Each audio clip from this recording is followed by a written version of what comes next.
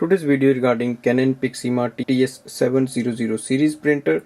I'm going to show you how to set up this printer using your phone. Now first step is to switch on the printer, and once your printer is on, we go to our iPhone or Android phone you have and open the Canon Print app. You can download the app from the App Store and it will ask you to add the new printer, so click yes.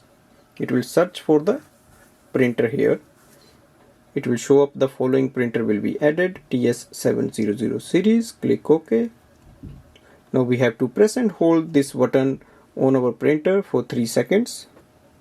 So that is here, 1, 2, 3.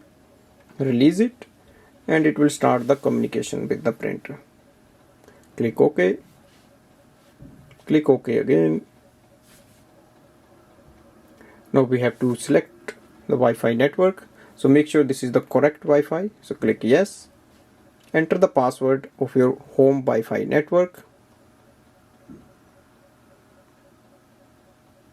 Click OK once you enter the password. On the printer screen, press the OK button. So here we can see our printer is connected with the Wi-Fi network and it's also available in our iPhone. From here, you should be able to see the name of the printer series and you can start the wireless printing. Thanks for watching.